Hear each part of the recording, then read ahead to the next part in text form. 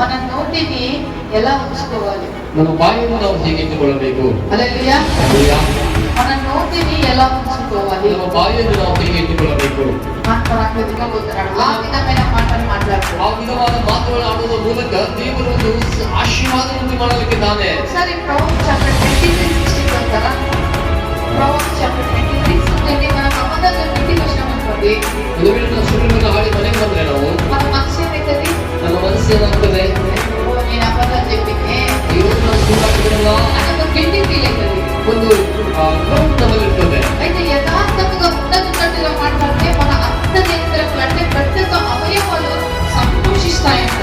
ನಾವು ಯಾವಾಗ ಯಥಾರ್ಥವಾಗಿ ಸತ್ಯವನ್ನು ಮಾತನಾಡುತ್ತಿರುವಂತ ಎಲ್ಲ ಅಂತರೇಂದ್ರಿಯಗಳು ಸಂತೋಷ ಪಡುತ್ತವಂತೆ. హల్లెలూయా. ಹಲ್ಲೆಲೂಯಾ. ఒక వ్యక్తి ఉన్నాడంట, ಆ ವ್ಯಕ್ತಿ ಇರ್ತಾ ಇದ್ದಂತೆ పిగిల్స్ వర్త్ అని. ಆ ಸ್ಮಿತ್ ನಿಗಲ್ಸ್ ಮತ್ತೆ ಎಂಬುದಾಗಿ ఆయన కూడా ఒక సేవకుడు అండి. ಆತನೊಬ್ಬ ಸೇವಕರವರು ఆయన ఏం చేశాడంట, ఒక హాస్పిటల్ కి వెళ్ళాడంట ప్రార్థన చేయడానికి. ಒಂದು ಆಸ್ಪತ್ರೆಗೆ ಹೋಗಿದ್ದರಂತೆ ಪ್ರಾರ್ಥನೆ ಮಾಡಲು. అక్కడ సుమారుగా 150 మంది బెడ్లలో 150 మంది పేషెంట్స్ నిండిపోయినారంట. ಅಲ್ಲಿ ಒಂದು 150 ಜನರು ಪೇಷಂಟ್ಗಳು దాంట్లో ఈ సేవకుడు వెళ్ళి ఒక పేషెంట్ కి ప్రార్థన చేయాలని వెళ్ళిపోయాడు హాస్పిటల్. ಅವರು ಈ ಸೇವಕರು ಹೊರಟು ಹೋಗಿ ಆಸ್ಪತ್ರೆಗೆ ಹೋಗಿ ಒಬ್ಬ ಪೇಷಂಟ್ಗೆ ರೋಗಿಗೆ ಪ್ರಾರ್ಥನೆ ಮಾಡಲಿಕ್ಕೆ ಬದಲಾಗಿ ಹೋದರು. ఆయన నర్స్ తో రిక్వెస్ట్ చేస్తున్నాడంట, అమ్మా నేను ఫలానా పేషెంట్ కి వెళ్ళి ప్రార్థన చేయాలి. ಅಲ್ಲಿರುವಂತ ಒಂದು ನರ್ಸೊಂದಿಗೆ ಆತನು ಹೇಳ್ಕೊಳ್ತಕ್ಕಂತೆ హల్లెలూయా. ఆ నర్స్ అంటుందంట, ఇది కుదరని పని, ఇది చేత కాదు, వెళ్ళిపోవాలంట. ಅವರು ಶಾಂತವಾದ ಮಾತು ನೀವು ಹುಟ್ಟಿನ ಪಾಯಕವಾಗಿ ಹೇಳ್ತಾ ಇದ್ದಾರೆ.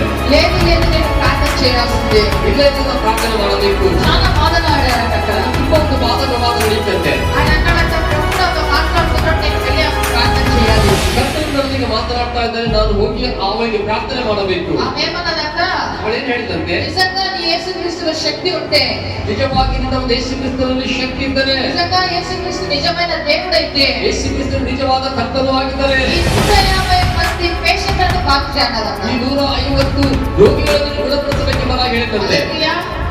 ఆ వ్యక్తి అన్నాడంట, ಆ ವ್ಯಕ್ತಿ ಹೇಳಿದಂತೆ, ఈ మాటలు చాలా అయినాయి, ಇನ್ನು ಮಾತುಗಳು ಹೆಚ್ಚಾದವು. లోపలికంట.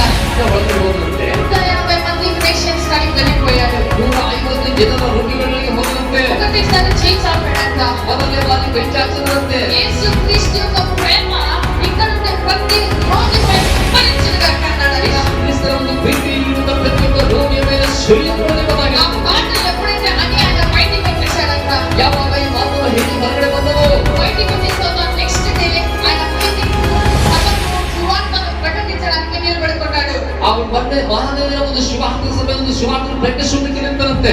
ఈ లోపు ఆ జన సమూహం నుండి ఒక వ్యక్తి బయలుదేరి వచ్చాడంట. ಆ ಜನ ಸಮೂಹದಿಂದ ಒಬ್ಬ ವ್ಯಕ್ತಿ ಹೊರಗಡೆ ಎದ್ದು ಬಂದಂತೆ. అయ్యా, నేను ఒక 10 నిమిషాలు మాట్లాడాలి. ನಾನು ಕೇವಲ ಒಂದು 10 ನಿಮಿಷ ಮಾತನಾಡಬೇಕು ఆయన స్టేజ్ ఎక్కాడంట. ಎಂಬುದಾಗಿ ಒಂದು ಯಜ್ಞ ಮೇಲೆ ಹತ್ತಿರುವಂತೆ. ఆయన ఎవరో కాదండి, ಅದು ಯಾರು ಅಲ್ಲ, ఆ హాస్పిటల్ మేనేజర్ వచ్చాడంట.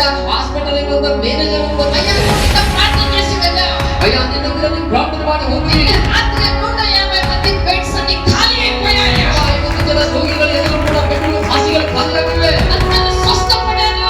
ಎಲ್ಲರೂ ಕೂಡ ಗುಣರಾಗಿದ್ದಾರೆ. దేవుడు నిజమైన దేవుడు. ನಿಮ್ಮ ದೇವರು ನಿಜವಾದಂತ ದೇವರು.